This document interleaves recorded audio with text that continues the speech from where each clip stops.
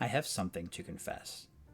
Most of the time, I would rather read something like this than something like this. While I do enjoy action oriented anime and manga, when I look back over everything that I've read and watched, the series that I remember the most, the series that had the most impact on me, they're all slice of life. So it should be no surprise that I've been enjoying the Quintessential Quintuplets immensely. Now, I did not watch the show and may never do so.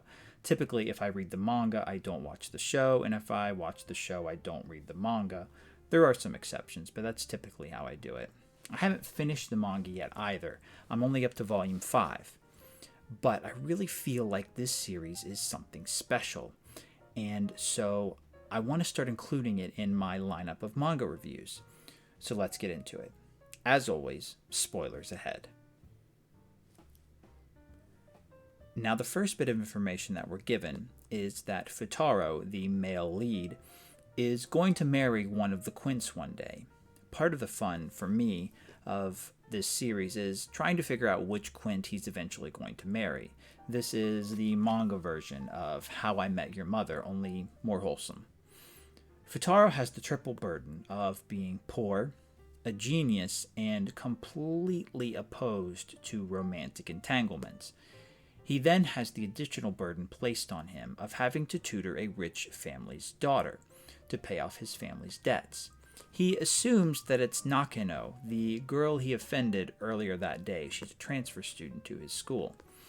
But when he goes to apologize to her, one by one, he runs into a number of strange girls with, well, let's just say, strong personalities.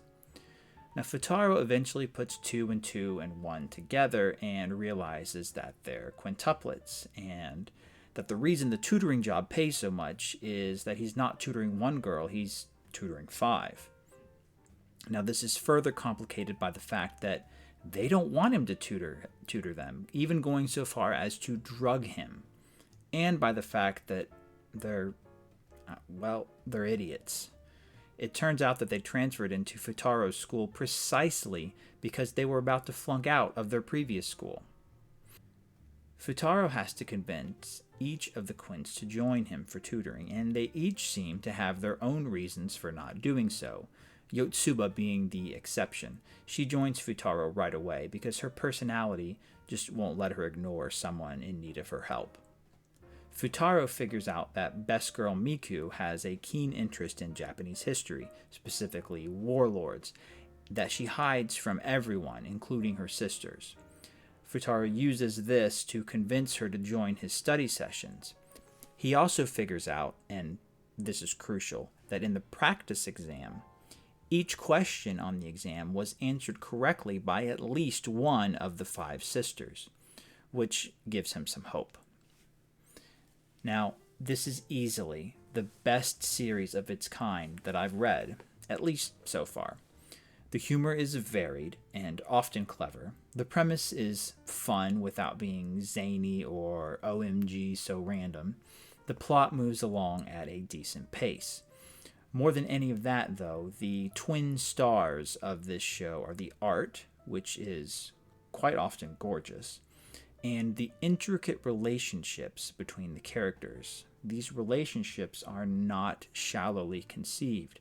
They don't just exist between Futaro and each of the Quints, but between the sisters as well. Quintessential Quintuplets is quintessential reading for any manga reader who enjoys this genre. I'd go so far as to call it an instant classic, and I look forward to reading and reviewing the rest of the series on this channel. If you'd like to join me for those reviews, hit the like and subscribe button 5 times each. Thank you so much for watching. I'll see you next time.